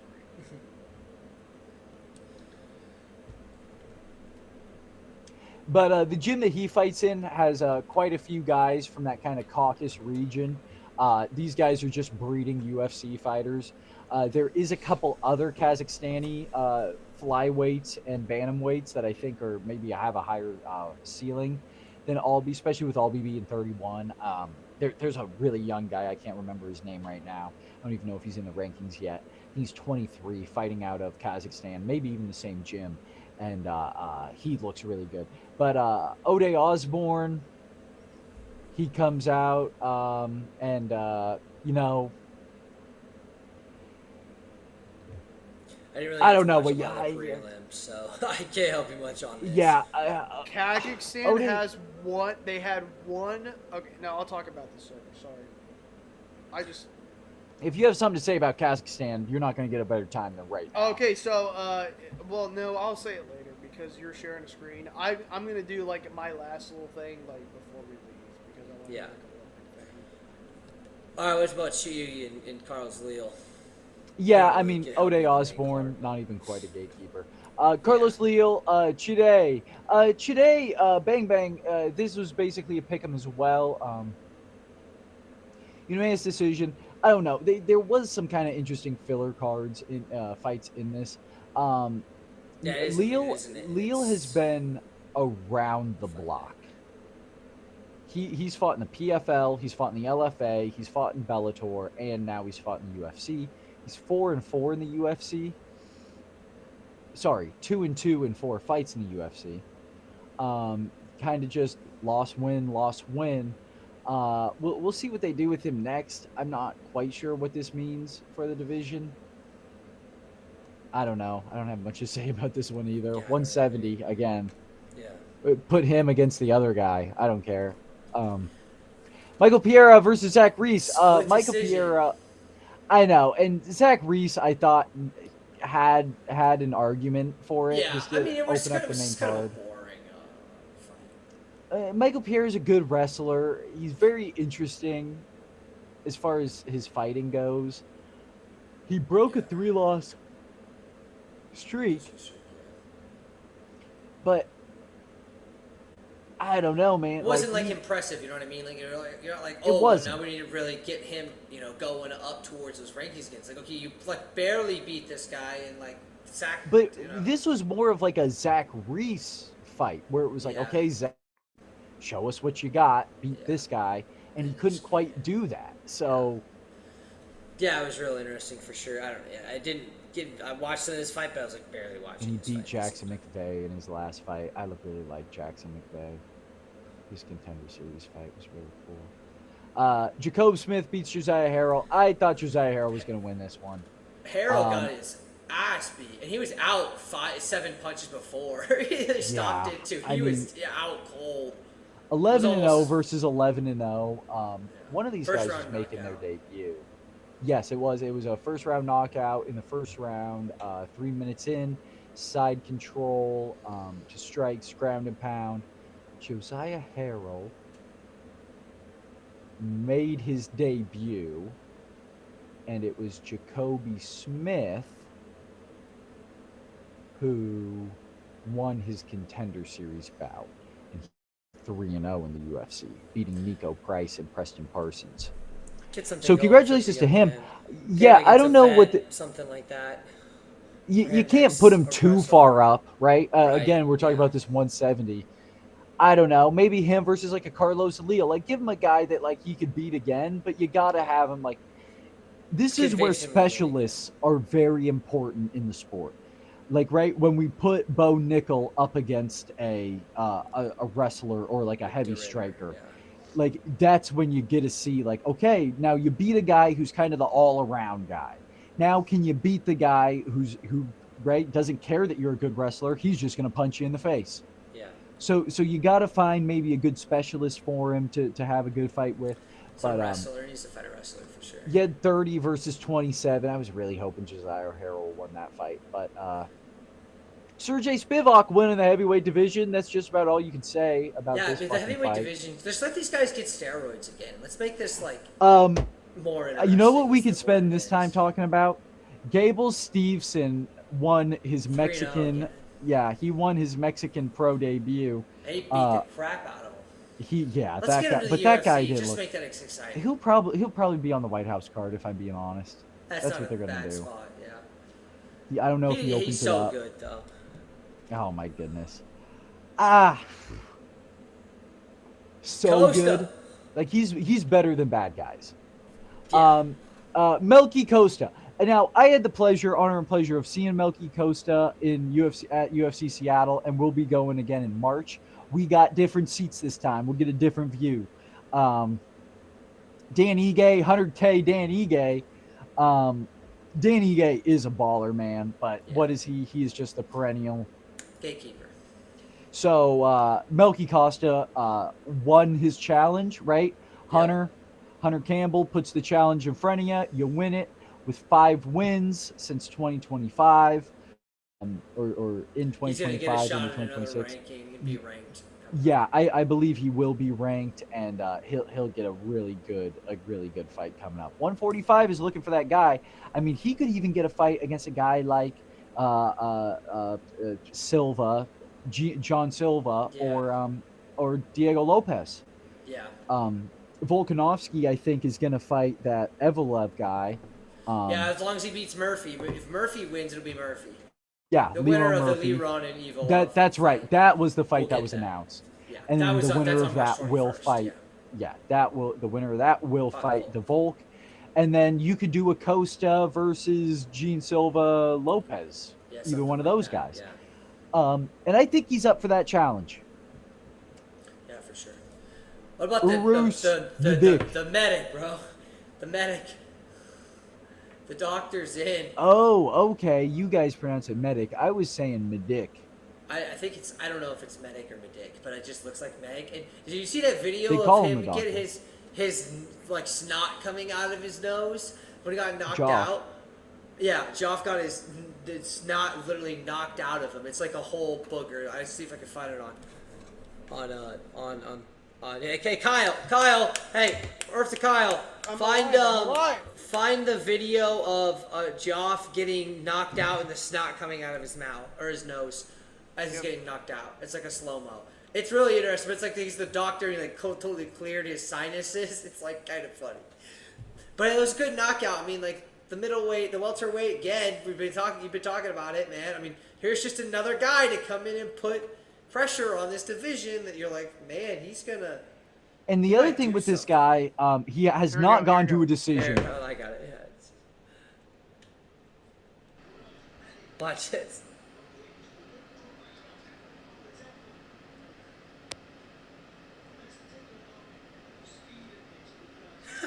Oh my gosh, bro! The As he snot- lands on the The ground, snot is literally knocked out of him. oh my gosh! Urus his has eyes. not Look at gone his to a eyes. decision in his career. He has 11 He's KO excited. wins, 1 KO loss, 2 submission wins, 2 submission All right, losses. you got it, P4. Yeah, no, that was There crazy. has He's been an good. issue with his visas getting to the United States. That's why he doesn't have many fights. He fights out of Serbia. I don't know what that necessarily means for. I don't know. I mean, Russian fighters don't seem to have an issue. And I Yeah. think that's. I haven't heard of any North Korean fighters, but the only really other guy I know with the issues was the champ at 85, the Wolf. Islam No, or Kazmat. Hamzat Chimaev. Him, and then obviously the Pirate cannot fight in the United States because no state will govern a one-eyed fighter. But yeah, Urus, good win by him. If that thing gets figured out with What about like what's a nice matchup you'd like to see for him coming up next? I've got a few names here. I just want to kind of throw them at you and see. Maybe like a Gabriel Bofin would be a nice little matchup there. Yeah. I wish Gilbert Burns wasn't as bad, but he's kind of already beat that gatekeeper. So maybe a Joaquin Buckley would be a nice, interesting fight well, for him Buckley as well. versus Sean Brady was just announced. Okay, so they've got that going already. So maybe the loser of that fights him. I mean, maybe I think you put Usman's up a little bit too high. I mean, if Michael Venom Page, maybe potentially if he wins, put somebody MVP like could be a that. fun fight. MVP MVP because would be cool. you could do that fight like in Abu Dhabi or something. Yeah, I think yeah, that's it. MVP I think you dope. just called it. Yeah, that'd be a really good fight, really interesting match. As long as MVP, well, even if MVP loses, he still beat. I don't know. I think MVP still says welterweight is his division. Yeah. Yeah, I think he would do it just because, yeah, I mean, it'd be a really interesting fight. And I think that's what, I mean, Paige is trying to win a championship. I mean, obviously, he's but- his last odds, location, weight. 185. Okay, when he.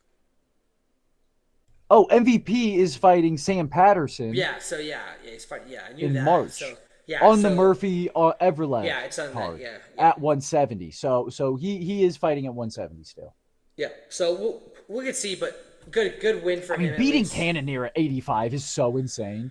Yeah. Like, you know how scared I would be if I was like a 70 fighter, but like really I'm like a kid who's like trying to gain weight to get to 70. And then And you it's just like, got this wait, guy. this guy fights 85-pound, like the best 85-pounders, Crazy. and whoops the shit out of them. Nuts. Oh my gosh. Sean Strickland, man, stops the fluffy run. Now we got to figure out And you what know to do what's with the interesting? middleweight. And I know I talk shit about boxing. And you know what's so funny is that Nick Howard's the boxing guy, and he hates Sean Strickland. But Sean Strickland makes the Philly shell work in MMA. He's the only guy that's ever done that. Yeah. No one else has made and it's basically an exclusively boxing strategy. And he's the only guy to make it work in MMA, and he does make it work. And so much so that the only guy he's ever lost to is Alex Pereira, Jared Cannonier, and DDP, which is 3 really good fucking fighters. Oh, Santiago Ponzinibbio. Okay, he had some ones early in his career. But he was really good young. Kamaru Usman, Ponzinibbio, Selesky. That's an interesting one right there. But Sean Strickland's a killer fighter, man. Yeah. I think he gets the shot up against Hamzat. And you know what? Well, you got it, right? Because he lost to DDP. Who else is he going to... Imavov is not going to... Is there anyone... No, there's not. Imavov's not going to fight him. So it's going to be... Yeah, I bet you it is Sean. Because Fluffy would have gotten it if Fluffy won. Yeah, I think it should be Sean. Unless you want Sean to fight DDP again, but you've already seen that. Prove it again and then have them. But they would say that Cosmo might go up to light heavyweight and challenge Yuri when Alex Pierre goes up. Shut the fuck up. Next week is fun. It is a good week. It should be a lot of fun. I'll Mexico. pull it up here right now. Yeah. It should... Brandon Moreno. Loner Kavanaugh. Marlon Vera. I got you. David Martinez. Pull it up. Daniel Zellhuber. King Green. Edgar Chirias. Yeah, King Felipe Green is Brunas. dope. I want to let me Emo share. Rodriguez. Kevin Barajas. Santiago Luna. Angel Paracho. Jose Medina. Ryan Garanda. Yeah, King Oh, Green, Daniel Zellhuber. Chris Moutinho is back. Oh, dope. There you go. God, I might have to. So we are we're talking in the chat about getting another UFC watch along. We'll see if we can do it this week. Blatty's definitely willing to do it 2 weeks from now. We'll have the Charles Oliveira BMF fight against Max Holloway. That'll be a great fight. Oh my gosh, UFC Mexico. If we don't do it live from here, I'm at least going to whatever party Blatty's going to, and we'll get a couple clips from that. Yeah, I don't know where I'm going to be necessarily this week. I know I probably can't do it the following weekend because I've got some stuff going on, but I'll be on the normal pod, but not that. But maybe I do it next weekend. I got to see and figure out what's going on. But should be some really good fights.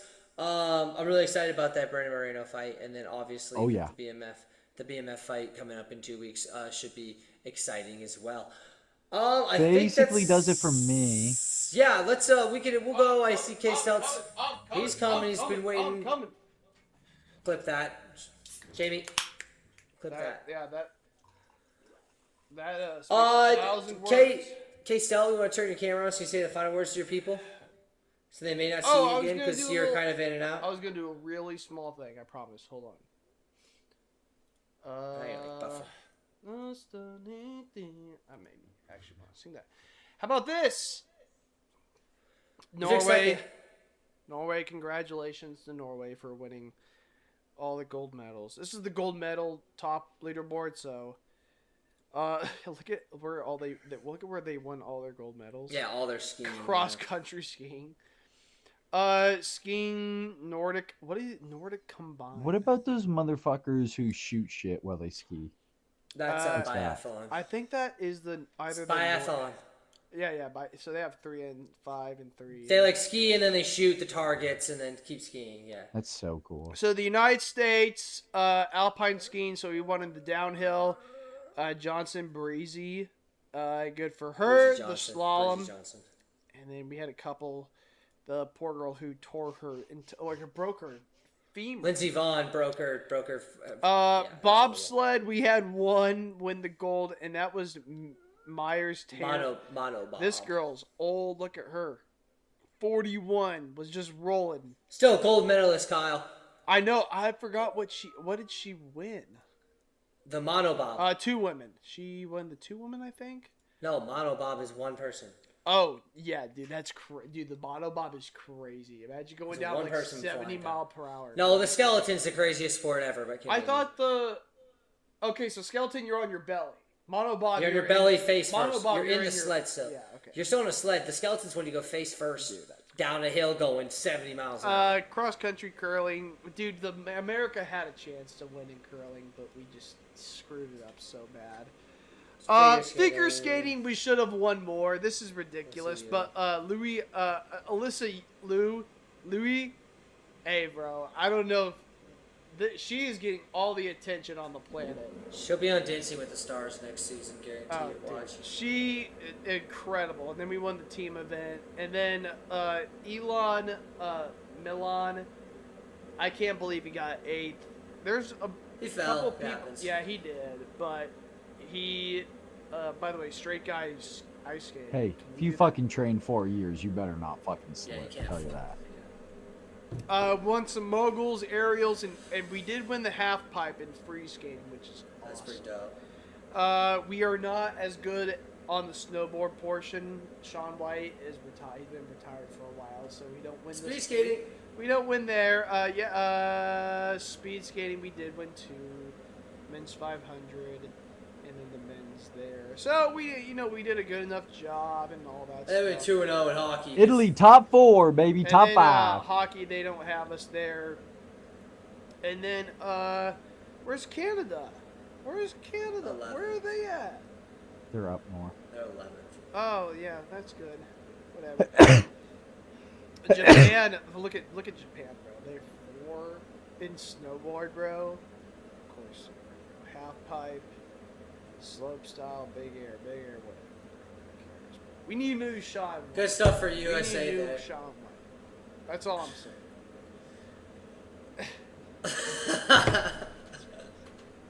Oh, what's 2 your more final on the words? way. Wrap it up. You Let's make go. enough to bring your kids Longest to the time ever. slopes. He never comes on the podcast anymore. It takes the longest time to wrap it up. So. Incredible episode. The dog says hi. We'll see how much I'm on in the future. I got a lot of stuff going on. A lot of big life changes happening. So. Yeah. I'm gonna still be It's invested. okay. You're only on a 10-day contract, so it's fine. I'll Like, always be on a 10-day contract. I will take about minus 2% of the annual income. We were having. Acquired. Wow. So yeah. Wow. Well, if we really pop off, you're gonna take a 2%. Minus 2%. No. So you're still way up there. Who gets that 2%? Probably Guthrie when he starts producing. Wow. What a guy you are. Maybe for real, West, what's your final word to the people?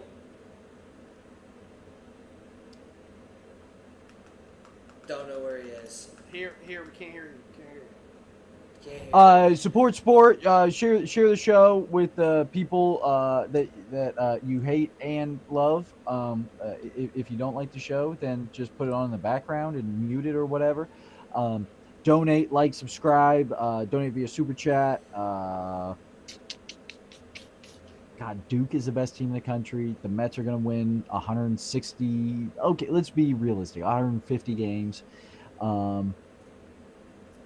What else? We'll see what happens with the combine. I think next week I'll do a little combine thing. Well, I don't know. When's the combine get over? NFL combine?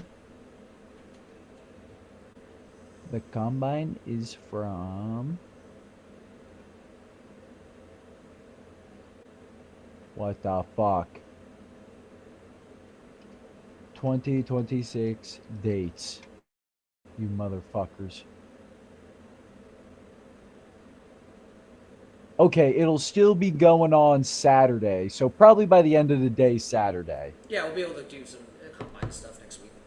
Yeah, so I'll have some stuff probably on the combine. Obviously, big situation for the Jets. We'll see what they do. Hey, someone might say that they don't want to play for the Jets. How fun would that be? Yep, and then, gosh, Duke's the best. I mean, I think that's really it. I think that's the main message I want you two to go to sleep with this evening, is that Duke is the best. Duke is the Wait, best. March. Duke is the best. It's not March. Go to bed tonight remembering Duke is the best. It's not March. Duke is the best. Like, donate, subscribe. Thank you for tuning into our podcast. Really appreciate it. Duke is the best. We are live 9:30 Central, 7:30.